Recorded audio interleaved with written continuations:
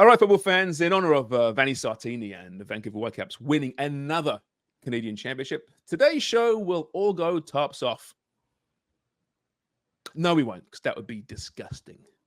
Horrible. No one needs to see that, so we'll keep our shirts on. I promise you. But if we did, please comment and just tell us who you think will look the best without our shirts on. Right below there in the comments. Like, subscribe, vomit, whatever you want to do. It's Footy Prime.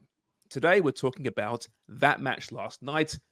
TFC, for the fifth time, I believe, in the last 8 or 9 years, have lost a cup final in the shootout.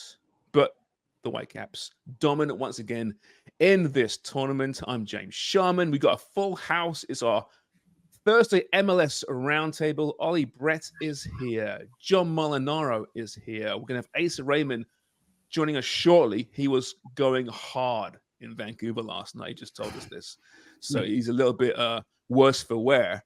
Dubs is here. Jimmy is here. He was on the call last night, of course, at One Soccer. Craig is here. JC, Wonga. Hello, everyone.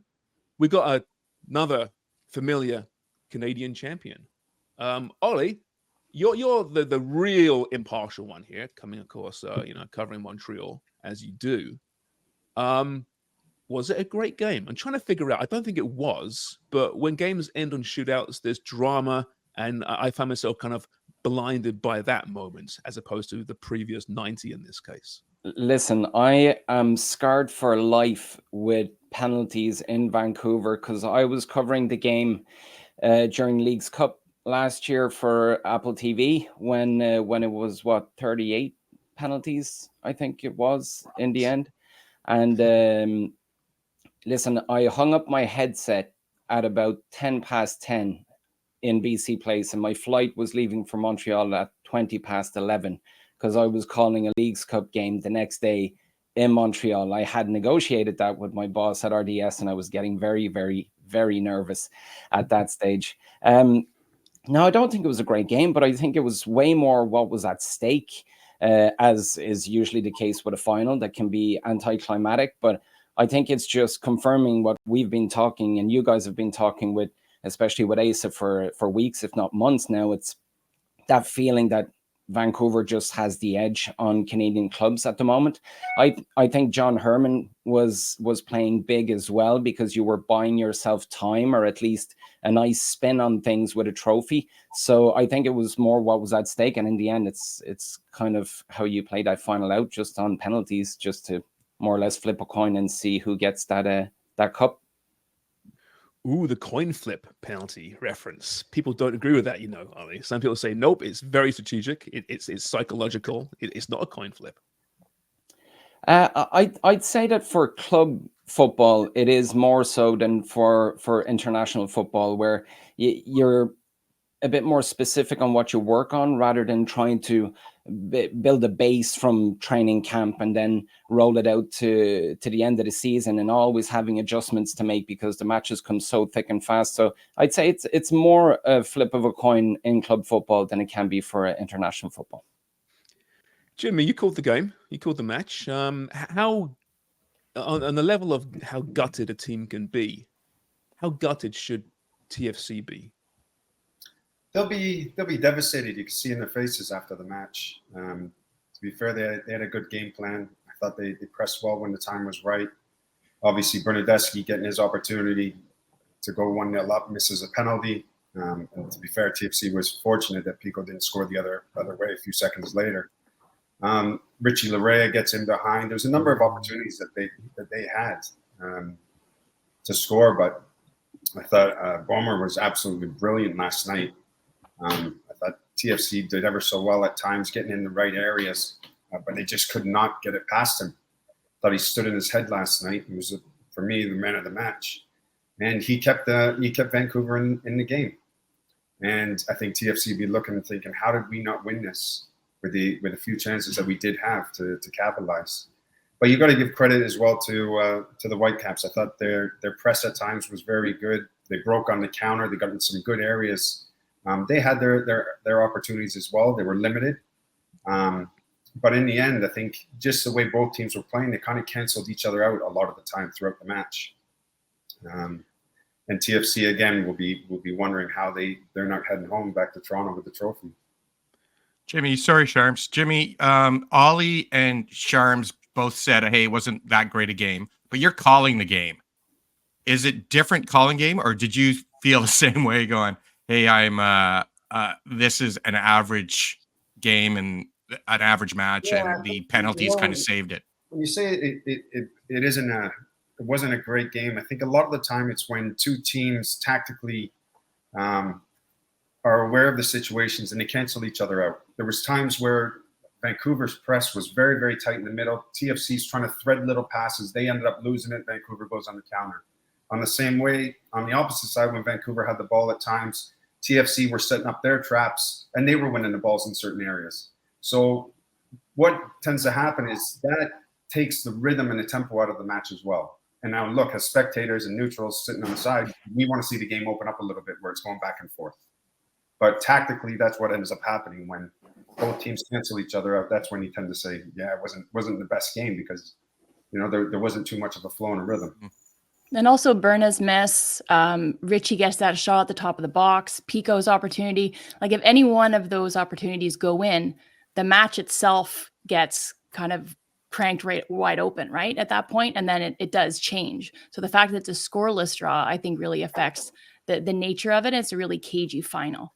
Yeah, it does. I agree with you 100%.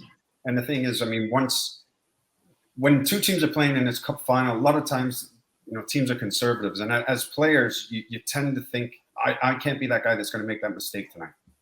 And you tend to play a little bit more simple. You don't take as many risks as what you probably would do in other matches. And I think that's what ended up happening throughout that match at times. A lot of times people are a little bit too conservative, making sure you keep the shape. Don't be the guy that makes that mistake. And if you do get an early goal, that's why I always say when it comes to cup finals, an early goal is always brilliant for me, because then the game tends to open up, and whoever's just conceded, they end up starting getting on the front foot now, because now they've got to get forward, and that's where the game opens up. But the longer it goes 0-0, the more it tends to be less flow and rhythm. I'm not sure if I can just jump in for a second. Jimmy, maybe you have an opinion on it. Asa as well. We were just chatting about it before starting the show. How much does the setting affect that? When you have a jam-packed stadium, you just feel before kickoff that anything might happen. Obviously, it wasn't the case. Then there's the turf that maybe slows things down a bit. Do you think that had some sort of factor to play? Yeah, it does for TFC. They would have been walking out, seeing that crowd, thinking this is better for us. Playing on grass, training on grass, and then you go onto turf, it is different. The way that the ball plays, the way that it holds up. Even if you're a defender, you're clipping those balls over top on grass. Sometimes it's a little bit slick where the strikers can make those runs because they can judge it. But the turf plays different. So your movement's a little bit different. Those balls that you're playing tend to lie differently as well. But I thought, for whatever, 15,000 or so, I thought at times you could hear the Whitecaps fan. They were trying to get behind their team, but nothing's better if you're walking out there in front of 25, 30,000 people all wearing the Whitecap jerseys. And it does tend to lift you as a player as well, playing at home. Asa, as someone rooted in Vancouver football, was there a complacency in the fan base? Is it a ho-hum? Another Canadian championship, is that a reason it wasn't like this cauldron of what we've seen in the past? Yeah, the attendance would indicate that. So going into the game, I actually thought there was a bit of buzz about the match, just with the local youth sports teams, sort of friends and family, all planning to go, saw them there. But then I was pretty surprised to see, less than 15,000 at the match itself. But the people that were there, I think, were there for a good time. They had a lot of fanfare going into the game, had some good promos at the match, half-price drinks before kickoff. So I think everyone that was there was in a good mood, myself included. And you could kind of move your way closer to the pitch because there was space available, hang out with your friends. And then as the game went on, you kind of saw the crowd get into it a little bit more. So the people that were there, I think, had a good time and enjoyed some of the excitement. The most exciting part of the match was obviously the save at one end. It led to a break the other way, and that got everybody up on their feet. Just echoing the sentiments earlier, definitely needed a goal in this game. It was really tight, and it just needed that bit of magic, that moment of brilliance. Even if it was going to go the other way, even if it was the penalty that went in, I think that would have opened the game up a little bit. At the end of the day, I'm sure the home fans are excited to stick around for the penalty shootout and get to see the home team win third straight championship. So that was, I think, fun for the home fans. But there's definitely something missing a little bit, especially in the early going. And a goal would have really changed that game. Asa, how brave was it of Vanny to put in Isaac Boehmer? I mean, obviously hindsight's 2020, but yeah, he's not that experienced, but obviously has a lot of trust in him. Yeah, you know, Craig, the post-game comments, he talked about Jesse keeping an eye on this guy, that he should get called up to the national team. There was a broadcast call ahead of one of the games in recent weeks where he said the same thing. It was right around the international break.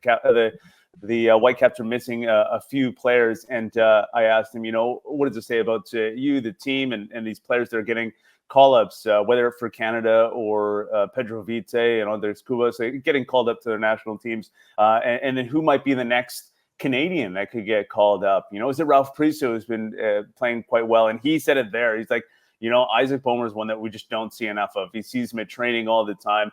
If Yohei Takaoka wasn't so instrumental to the team in the way that they want to play out of the back and in the build-up, we'd see Isaac Boehmer way more. He's just that good. And in the moments that we have seen him this year and last, he looks incredible. Probably the better shot stopper, if we're being honest, between Yohei and Isaac. So he's an excellent goalkeeper, a young goalkeeper, one that they're really happy about and so proud of seeing him kind of embrace that moment, get the MVP after the match and everything. JMO, though, listen, Boehmer was great. There's no doubt about it, right? But they weren't great penalties he saved, right? Very average penalties. TFC, their lack of a clinical touch in front of goal is becoming something more than just an inconvenience at this point. Like they're risking slipping out of a playoff race.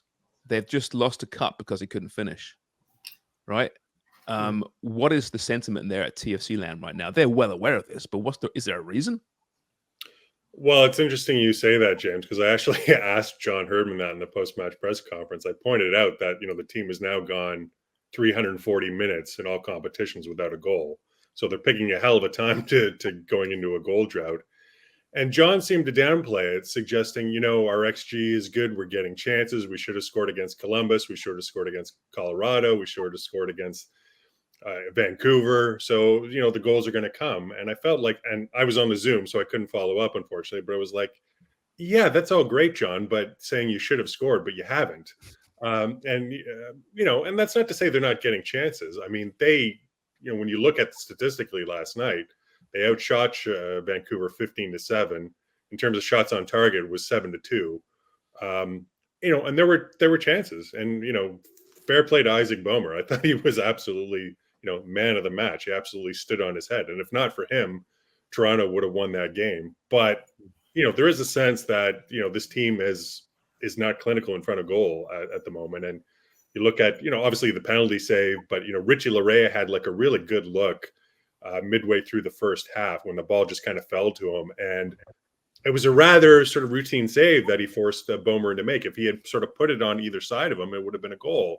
And Bernadeschi was very wasteful. And Lorenzo Insigne, you know, where was he? So where was he, John? Yeah, I mean, this team has picked the absolute worst time to go into like sort of a goal-scoring tailspin, and it's something that has to be corrected. But I don't know what the answer is, and I think John just seems to be holding up his hand, saying, "Well, you know, the goals are going to come." I'm not sure that's the right attitude to have. I thought Insigne was terrible last night. Absolutely terrible. He was just a passenger for me. And the thing is, too, when you're playing against a Whitecaps side that defensively are sound. When you win the ball, your speed of play has got to be quick to break through them. And every time I went to Insigne, he just slowed the game down, which allowed Vancouver to get back, get set, get organized, and then TFC couldn't break them down. And it was driving me nuts. And how deep he comes to get the ball, and he's just walking with it, slow passes. He takes the flow out of the game. I wonder, Jimmy, if he's sort of playing hurt, because he's obviously missed some games in recent weeks just due to sort of whether it's a hamstring or a calf. So, but I absolutely agree with you. I mean, he sort of slowed things down unnecessarily at times yesterday. But I just wonder if he's playing hurt and is not sort of up to sort of full strength. But if that's the case, then don't play him. I mean, I know that's going to piss off a lot of people, but he's not producing. I said it on last week's podcast repeatedly. He hasn't scored in 11 consecutive MLS games. He's not producing. So, be brave and sort of take your DP unperforming DP off the field and put someone on who can maybe create a little something, because he's not. Who knows, Jamie? Who? There's no one to bring on who's creative. I agree with you. I think you could. I'm probably going to get in trouble for this, but yeah, I would have put Spicer. I mean, I don't know why he wasn't in the lineup yesterday. Maybe possibly he was injured. Give someone like Kobe Franklin a chance. I mean, he's a young player and inexperienced, but he will sort of drive forward and play at pace, and it will give you a little bit of something going forward. It just seems like Insigne is just sort of going through the motions right now and not playing up to his, top capability. So, I mean, if that's the case, then, I mean, why is he there? Why is he out there? Yeah. Put someone on who can give you a little hunger. That was the other thing. I mean, there was no sort of hunger or sort of drive in his play yesterday. It was rather laissez-faire. Yeah, I agree. And I think, John, when you look at Insigne, you hear all the time, he's got a knock. But what professional footballer doesn't have a knock? Yeah. You never play 100%. You've always got injuries. And you look on the flip side with Vancouver, you had White, Gold, Ahmed, Kubas. They were all injured. Yeah. All four of them were injured and got through it. But at least they put a work ethic was great. They worked hard. And you're right. And if Insigne is going to float around because he's got a little nickel, put someone else that's going to give you some life and energy. At least work hard. There was that one explosive run he made late before coming off, and in the end he comes off and he starts limping. I don't know if you remember that, right? And then he was subbed off soon after. But you're right, that could well be it. Listen, we're going to get back to Vancouver, I promise you, because they are the champions, all right? Just I want to wrap up this TFC chat very quickly, though, JMO. What did you make of Bernardeschi being given the ball for the penalty with Insigne on the pitch? Didn't understand it. He's sort of missed his last three sort of penalty kicks. You had Insigne on the pitch. Again, going in a bit of a personal score drought himself. If you put him in that spot and he converts that, maybe that sort of, gives him a little bit of confidence and wakes him up a little bit. I would have had him sort of take the penalty, or Jonathan Osorio. I mean, when you look at sort of the penalties during the shootout, I thought Jonathan took a really good penalty. I mean, he absolutely nailed his. So, and that's, he's the captain. For me, it would have made more sense to give it to Osorio or Insigne. That's no disrespect to Bernardeschi.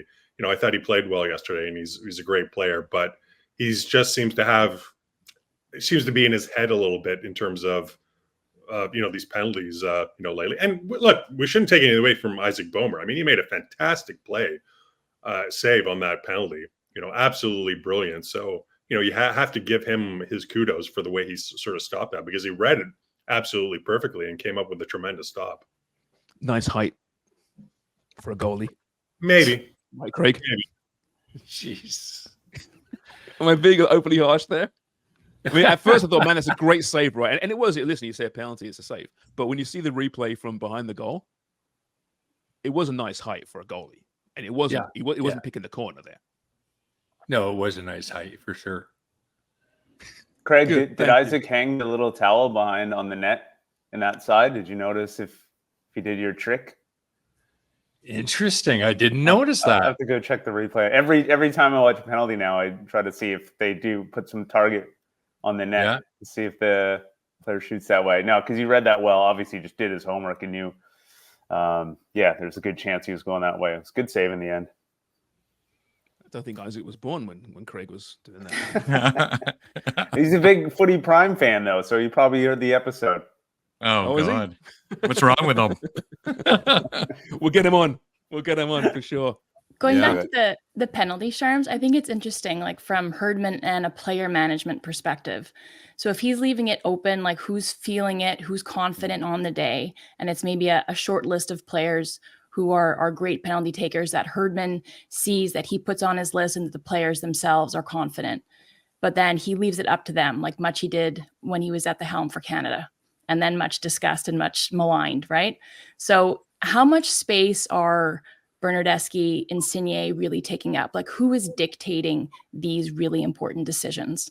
It's hard to know at this point, but I think if you're John, then I think you have to be very clear about these moments and how they're managed. Because if you leave it up to, say, an Oso or a Bernardeschi or an Insigne, you see how much space that Bernardeschi takes up. And I love to watch him play because he does just, if he wants to go, he goes. And there's a lot of effort and there's a lot to like about his play. And he kind of puts the team on his back frequently. But there's also a lot of occasions where he takes too many touches. He does it too much, sort of just for himself or on his own.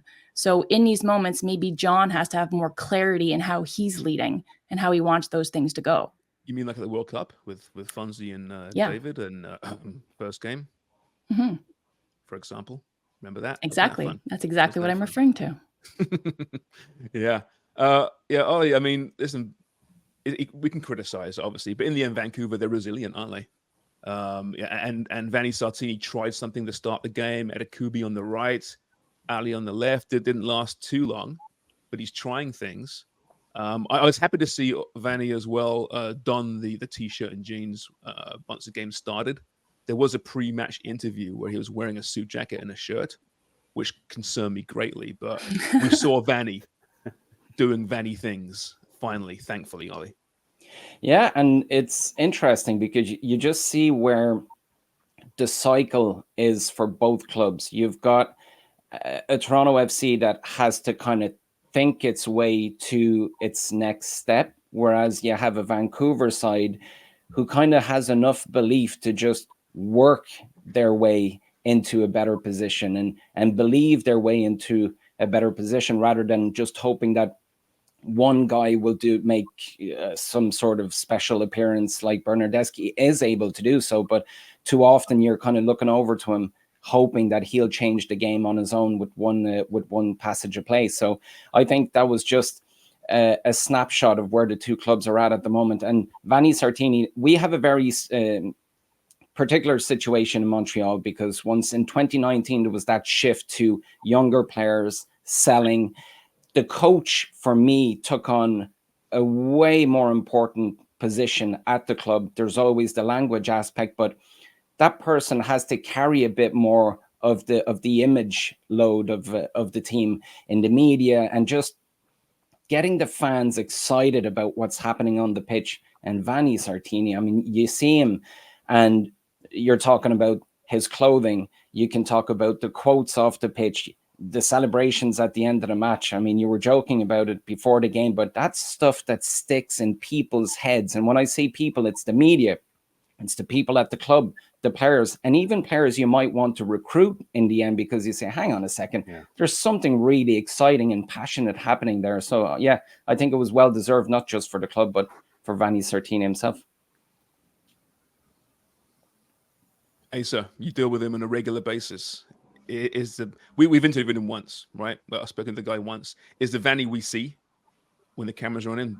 That's Vanni training. Yeah, I mean, that's a great example. The time that you guys had him on and chatted with him, that's the same Vanni I see at every training session, every interview. So candid, so honest and upfront. So much so that during all the Jerome Gate scandal, he basically told everyone, he's like, I don't care, like, let everyone watch everything, and then this isn't an issue. Like, he's very open about what he wants to do with his team, what he wants to do going into a game, and he'll tell you sort of the strategy plan, how he feels he can break a team down. It's really refreshing, and I think the players really enjoy it as well. Oh, you made a great point. I think that it's a great recruitment tool as well. I think that players really enjoy playing for him because of that, because he's open and upfront when it comes to playing time. And it's really tricky and challenging right now for this group because I believe they are so deep. Several players who feel like they should be starting on this team. So it's a little bit, it can be challenging to juggle personalities and playing time. Seems to manage that quite well. Everyone seems happy and engaged with this group. And yeah, it's really nice to see. I'm really excited to see him have this success. And actually going into this game, I was thinking about whether or not it'd be good for the game in Canada if TFC were to win, to kind of renew this rivalry and make things exciting and interesting across the board. get a little bit more coverage. And part of me was believing that. And then I was thinking, I liked the good team and the good system to win, because then Ollie, you made the point about sort of all going through Bernardeschi and TFC kind of hoping that he gives you this moment of brilliance to win a game. And from what I've seen, that's kind of the sense that I get as well, watching TFC so far this season. They get a result, it's because this guy did something incredible. And the purist in me enjoys watching sort of the team game and what Vanny has developed here.